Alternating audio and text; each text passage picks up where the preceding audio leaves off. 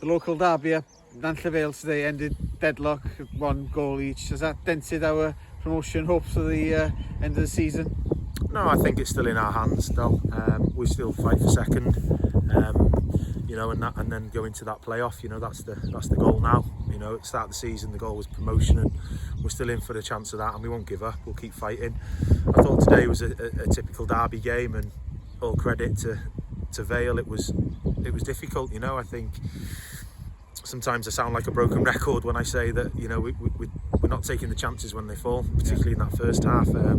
We've got the lead. We had a couple of good chances to get the second goal that often kills games. But when you're at 1-0 and the game goes on, you become more edgy. And credit to Vale, they come out second half. They give it a real good go. They come at us. They caused us all sorts of problems in that final third. And ultimately, we've made mistakes and allowed them to score a scrappy goal. We've given one away there, but then we could have gone on and lost the game, especially in that second half. We do get edgy, we score the goal and then something failed to capitalise and score the second and the third. That's a problem in the next few games, because we need the 3 points. Yeah, obviously there's the pressure in terms of the position that we're in.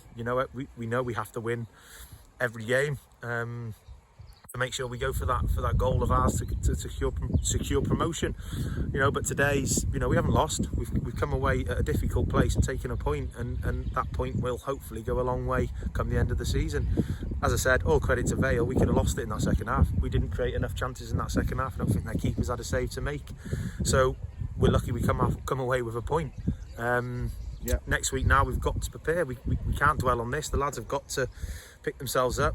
Yes, they've got to self-reflect. Yes, they've got to be disappointed, and rightly so. You're playing for Papirnyk Football Club, and that comes with a certain not respect isn't the word, but it comes with a responsibility that the club work extremely hard, and those players in there have got to take responsibility, like I do.